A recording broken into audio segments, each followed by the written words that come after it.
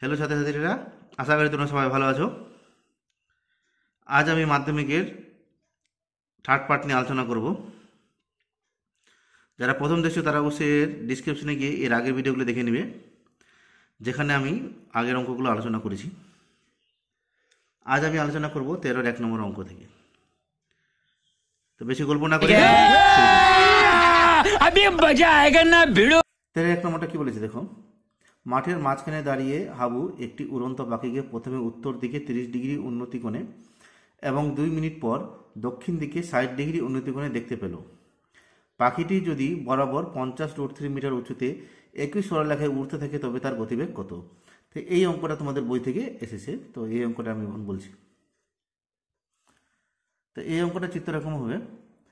তো এখানে আমি লিখলাম যে ধরি হাবু মাঠের মাঝখানের পি বিন্দু থেকে প্রথমে পাখিটিকে এ বিন্দুতে 30 ডিগ্রি উন্নতি কোণে ও 2 মিনিট পরে বি বিন্দুতে 60 ডিগ্রি উন্নতি কোণে দেখতে পায়। মাঠের থেকে পাখির উচ্চতা হচ্ছে পিসি, মানে 50√3, কোশ্চেনের মধ্যে লেখা আছে।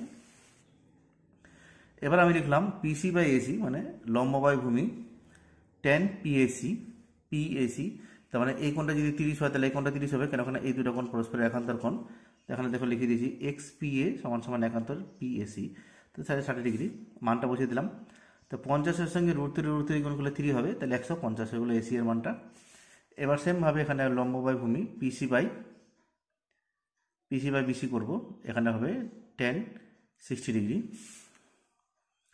পিসি বাই বিসি tan 60 ডিগ্রি,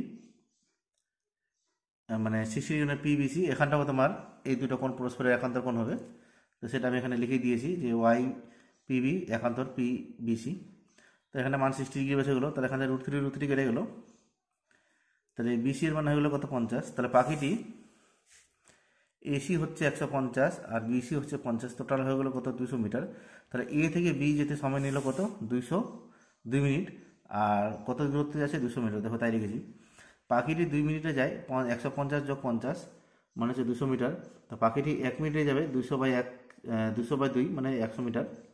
তাহলে পাখিটি 60 মিনিটে যাবে কত? গুণ করে দিলাম 6000 কিমি হবে, 6000 মিটার হবে। তো 6000 মিটারকে আমি 1000 দিয়ে ভাগ দিলাম, তাহলে এটা কিসে হয়ে গেলো? কনভার্ট কিমিতে হয়ে গেলো। তাহলে পাখির গতিবেগ ঘন্টায় 6 কিমি।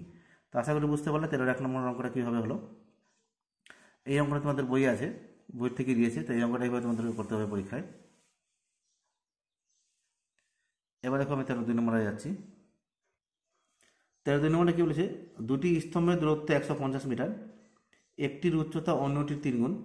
স্তম্ভদ্বয়ের পাদদেশ সংযোজককারী রেখাংশের মধ্যবিন্দু থেকে তাদের শীর্ষবিন্দুর উন্নতি কোণদ্বয় পরস্পর পূরক কোণ, মানে একটা যদি আলফা হয় একটা 90 ডিগ্রি মাইনাস আলফা হবে। ছোট স্তম্ভটির উচ্চতা কত? মানে ছোটটা স্তম্ভের উচ্চতা কত জিজ্ঞেস করেছে। দেখো অঙ্কটা আমি কীভাবে করছি। তো দেখো আমি এখানে লিখলাম ছোট স্তম্ভের উচ্চতা মানে এবি এক্স মিটার, বড় স্তম্ভের উচ্চতা সিডি মানে 3x মিটার। তো বলেই দিয়েছে এই যে এদের দুটো স্তম্ভের সংযোজক সরলরেখাংশ যেটা আছে তার মধ্যবিন্দু পি, তার মানে পুরোটা যদি 150 হয় তাহলে এটা 75 হবে, এটাও 75 হবে। তো তাই লিখেছি দেখো স্তম্ভদ্বয়ের পাদদেশ সংযোজককারী রেখাংশ মধ্যবিন্দু পি থেকে ডি বিন্দুর উন্নতি কোণ আলফা, আমি এটাকে আলফা ধরে নিলাম, আর বি বিন্দুর উন্নতি কোণ নিয়ে ধরো 90 ডিগ্রি মাইনাস আলফা, কেন বলেই দিয়েছে কোশ্চেন একটা অপরটার পূরক কোণ হবে। আবার অতএব এপি আর সিপি অর্ধেক হবে, মানে 75 মিটার করে হবে। এবার আমি প্রথমে বের করলাম লম্ব বাই ভূমি AB by AP tan A PB, তার মানে এবি মানে হচ্ছে এক্স, এপি মানে হচ্ছে 75, আর এপি হলো 90 ডিগ্রি মাইনাস আলফা।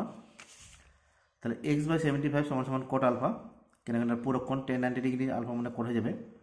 এটাকে উল্টে দিলাম, তাহলে মানে x/75 হলো 75/x আর কোটটা হয়ে গেলো tan। আবার এবার আমি এখানে সিডি বাই পিসি করলাম, তো সিডি বাই পিসি, তো সিডি এর মান হয়ে গেলো 3x/75, এটা tan সিপিডি মানে হচ্ছে আলফা, তো এটা হয়ে গেলো কত? tan আলফা মানে হচ্ছে কত? 75/x, তো tan আলফার জায়গায় লিখলাম 75/x, আর এটা যা আছে তাই, তারপরে কোনাকুনি গুণ করলাম, তো 3x² সমান 75 ইন্টু 75। তো এটাকে 3 দিয়ে কাটলাম, তো এটা হয়ে গেলো কত? 25, তো 25 ইন্টু, আর এটাকে ভাঙলাম 25 ইন্টু 3, তাহলে x সমান হলো 25√3। তাহলে ছোট স্তম্ভের উচ্চতা হয়ে গেলো কত? 25√3। তাহলে এই অঙ্কের উচ্চতা মানে এই অঙ্কের অ্যান্সার কী হবে? ছোট স্তম্ভের উচ্চতা হয়ে গেলো 25√3, এটা হবে এই অঙ্কের অ্যান্সার। আমি এখানে বড় স্তম্ভের উচ্চতা বের করে দিয়েছি, ইন্টু 3 গুণ করলাম 75√3 মিটার। তা এইভাবে হবে তোমাদের 13-র 2 নম্বর অঙ্কটা। আশা করি বুঝতে পারলে 13-র 2 নম্বর অঙ্কটা কীভাবে হলো। এবার আমি যাচ্ছি 14-র 1 নম্বর অঙ্কে। দেখো 14-র 1 নম্বর অঙ্কটা কী বলেছে। 14-র 1 নম্বরে বলেছে কি, একটি লম্ববৃত্তাকার শঙ্কুর বক্রতলের ক্ষেত্রফল 154√2 বর্গ সেমি এবং ভূমির ব্যাসার্ধ 7 সেমি হলে উহার শীর্ষকোণ নির্ণয় করো। দেখো এই 14-র 1 নম্বর অঙ্কটা আমি কীভাবে করছি। তো প্রথমে আমি এখানে একটা চিত্র অঙ্কন করে নিয়েছি সুবিধার্থে, পরে বলছি সেটা কীভাবে। তাই লিখলাম, ধরি শঙ্কুর তির্যক উচ্চতা L সেমি। তো শঙ্কুর পার্শ্বতলের ক্ষেত্রফল মানে পাই আর এল, আর এর মানটাতে দেওয়াই আছে 154√2। তো এখান থেকে 7 7 কেটে গেলো, এটা 22 দিয়ে এটাকে কেটে দিলাম 7 বারে, তাহলে হলো কত, এটা 7√2।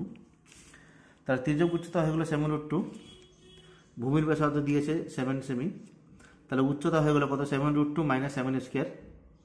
তার মানে এটা হয়ে গেলো 49 × 2 মাইনাস 49। তাহলে এখানে 49 যদি কমন নিয়ে 2 - 1 হবে, 2 - 1 মানে 1, তাহলে 49 মানে 7, তাহলে উচ্চতা বের হয়ে গেলো 7।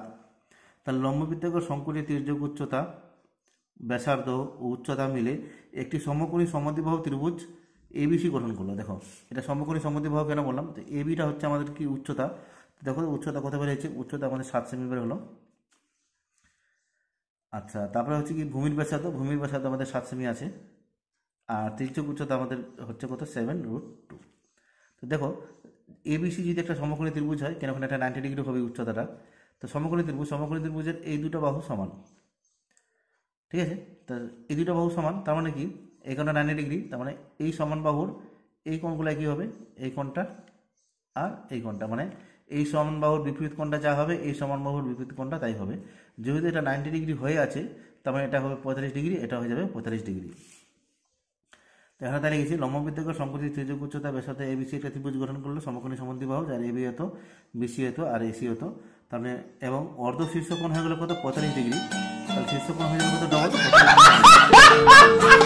তার মানে এখানটায় এই যে আমাদের এই অর্ধ শীর্ষকোণটা হয়ে গেলো কত, 45 ডিগ্রি। তাহলে সম্পূর্ণ শীর্ষকোণটা কত হয়ে যাবে, 45 গুণ 2 মানে 90 ডিগ্রি। তো আশা করি বুঝতে পারলাম 14-র 2 নম্বর অঙ্কটা কীভাবে হলো। তো 14-র 2 নম্বর অঙ্কের অ্যান্সার হবে কত, 90 ডিগ্রি। এবার যাচ্ছি আমরা 1 নম্বর অঙ্কটা। এবার যাচ্ছি আমরা 14-র 2 নম্বর অঙ্কটাতে। 14-র 2 নম্বর অঙ্কটা, 14-র 2 নম্বর অঙ্কটা বইয়ের অঙ্ক। কি দেখো কি বলেছে, একটি লম্ববৃত্তাকার চোঙের উচ্চতা উহার ব্যাসার্ধের দ্বিগুণ। যদি উচ্চতা ব্যাসার্ধের 6 গুণ হতো, তবে চোঙটির আয়তন 539 বেশি হতো। তো চোঙটির উচ্চতা নির্ণয় করো। দেখো 14-র 2 নম্বর অঙ্কটা আমি কীভাবে করছি। তাই আমি লিখলাম, ধরি চোঙটির ব্যাসার্ধ আর, উচ্চতা 2r, তাহলে আয়তন হয়ে গেলো পাই আর স্কোয়ার এইচ মানে 2r, এটা হলো 2 পাই কিউব। তাহলে এবার বলছে উচ্চতা ব্যাসার্ধের 6 গুণ হলে চোঙটির আয়তন হবে পাই আর স্কোয়ার ইন্টু 6r, মানে 2r এর জায়গায় 6r মানে 6 পাই কিউব।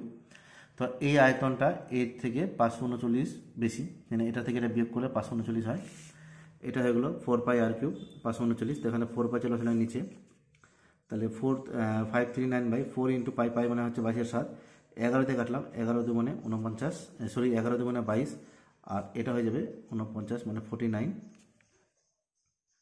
তাহলে 49 ইন্টু 7, তার মানে হয়ে গেল কত, 7 এর কিউব, আর এটা 4 ইন্টু 2 মানে হচ্ছে 2 এর কিউব, তার মানে আর কিউব সমান 7/2 তার হোল কিউব। তাহলে আর এর মানে হয়ে গেল 7/2, তার মানে আর হয়ে গেলো 7/2। তাহলে চোঙটির উচ্চতা হয়ে গেলো 2 ইন্টু 7/2, দ্বিগুণ বলে দিয়েছিল, তো 2 কেটে গেলো 7 ডেসিমি। তো চোঙটির উচ্চতা হবে কত, 7 ডেসিমি। এটা হলো তোমাদের 14-র 2 নম্বর অঙ্কটা। এবার যাচ্ছি 14-র 3 নম্বর অঙ্কটা, দেখি কী বলি। 14-র 3 নম্বরটা কী বলেছে, 12 সেমি ব্যাস বিশিষ্ট একটি নিরেট সিসার গোলক গলিয়ে 3টি ছোট ছোট নিরেট সিসার গোলক তৈরি করা হলো। যদি ছোট গোলকগুলির ব্যাসের অনুপাত এত এত এত হয়, তবে ছোট গোলকগুলির প্রত্যেকটির ব্যাসার্ধ নির্ণয় করো। দেখো এই অঙ্কটা আমি কীভাবে করছি। দেখো আমি লিখলাম, ধরি ছোট গোলকগুলির প্রত্যেকটির ব্যাসার্ধ যত করবে 3x/2। কেন 3x/2, দেখো ব্যাস বলেছে 3, তাহলে ব্যাস যদি 3 হয়, তাহলে আমি লিখলাম 3x, ব্যাসকে ব্যাসার্ধ করার জন্য 2 দিয়ে ভাগ দিলাম, ঠিক আছে। তাহলে সেখানে 3x/2, 4x/2, 5x/2 হবে। দেখো তাই লিখেছি, 3x/2, 4x/2, 5x/2। শর্ত অনুসারে এই 3টি গোলক ওই বড় গোলক দিয়ে তৈরি করা হয়েছে, সেখানে এই 3টি গোলকের আয়তন বড় গোলকের আয়তনের সঙ্গে সমান হবে। তো 4/3 পাই, প্রথমটার কিউব, দ্বিতীয়টার কিউব যোগ করলাম, সমান সমান বড় যে গোলকটা আছে তার কিউব। তাহলে এখানে 4/3 পাই, 4/3 পাই কেটে গেলো। তো এটা হলো 27 x³/8, এটা হলো 64 x³/8, এটা হলো 125 x³/8, আর এটা হলো 12³/8। তাই প্রত্যেকটা নিচের 8 আছে 8 চলে যাবে। তো এখানে এই তিনটাকে যোগ করলে 216 এক্স কিউব, আর এটা 12 কিউব। 216 মানে 6x, তারপর 6x এর কিউব, আর এটা হলো 12 কিউব। তো ঘন ঘন মিলে গেল, তাহলে 6x = 12। তার মানে x এর মান কত বের হলো 12, সরি 2। 6x এর মান 12, তাহলে x এর মান হলো কত 2। তার মানে আমরা যদি x এর মান এখানে 2 বসাই, তাহলে 2 2 কেটে গিয়ে 3, 2 বসাই 2 2 কেটে গিয়ে 4, এখানে যদি 2 বসাই 2 2 কেটে গিয়ে 5। তার মানে ছোট গোলকগুলির প্রত্যেকটির ব্যাসার্ধ যেটা করবে 3 সেমি, 4 সেমি, 5 সেমি, মানে যেটা ব্যাস ছিল तू समझा? ব্যাসার্ধ नहीं तू समझा नहीं। করে দিলাম। তো আশা করি বুঝতে পারলাম অঙ্কটা কী করে হলো। এটা হলো তোমাদের 14 3 নম্বর অঙ্কটা। এবার যাচ্ছি আমরা 15 নম্বর অঙ্কে। 15 1 নম্বর কী বলছে, একটি কর্মসূচিতে উপস্থিত 100 জনের বয়সের নিচে ছক দেওয়া হলো, বয়স নিচে ছকে দেওয়া হলো 100 জন গড় বয়স নির্ণয় করে, যে কোনো নিয়মে করবো। তো আমি এখানে তোমাদের যে নিয়মটা ইউজ করলাম সেটা হলো ক্রম বিচ্যুতি গড়ে করেছি, তোমরা আলাদা নিয়মও করতে পারো। তো এটা হলো বয়স বছরে, এটা মধ্যমান বের করলাম, এটা ইউআই বের করলাম xi - a/h, এটা পরিসংখ্যা, এটা ইউআই × fi। তাহলে এখানটায় হয়ে গেলো মধ্যমান 15, 25, 35, 45, 55, 65। তাহলে 35কে আমি এ ধরলাম, তাহলে 35কে এ ধরবো, তার মানে এখানে 0 হবে, এখানে -1 হবে, এখানে -2 হবে, এখানে 1 2 3 হবে। তার পরিসংখ্যা 8, 12, 20, 22, 18, 20, গুণ করা হলো 16, 12, 0, 22, 36, 60। এসবগুলোকে যোগ করলাম হলো 90, এসবগুলোকে যোগ করলাম হলো 100। তাহলে 100 জন লোকের গড় বয়স হয়ে গেলো 35 যোগ 90/100 × 10। 10 মানে হচ্ছে এদের মধ্যে পার্থক্য। তাহলে এখানে কাটাকাটি করলাম, 0 0 0 করে গেলো, 35 যোগ 9 মনে হলো কত 44 বছর। তার মানে 100 জন লোকের গড় বয়স হচ্ছে কত এখানটায় 44 বছর। তো এটা হলো তোমাদের 15 1 নম্বর অঙ্কটা। আশা করি বুঝতে পারলো 15 1 নম্বর অঙ্কটা কীভাবে হবে।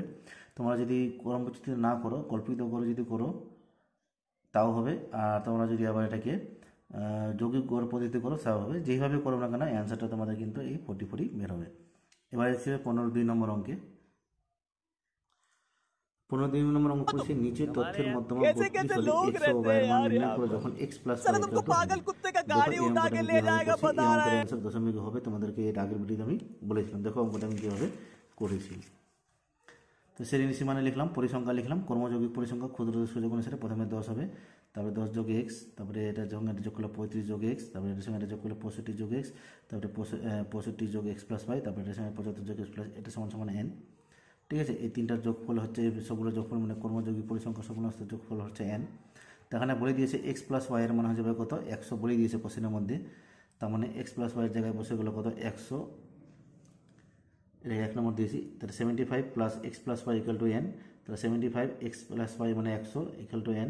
তাহলে n মানে হয়ে গেলো কত 175, n এর মান তাহলে এখানে 175 আছে। এবার তথ্যের মধ্যমা বলে দিয়েছে কত 32, তাহলে সুতরাং মধ্যমা শ্রেণী হবে 30 থেকে 40-এর মধ্যে। যেহেতু মধ্যমা 32 বলে দিয়েছে, তার 32 মানে 30 থেকে 40-এর মধ্যেই হবে 32। তাহলে পরিসংখ্যা হবে এর 30, CF হবে এর 35 যোগ x, ঠিক আছে, আর L হয়ে যাবে এর 30।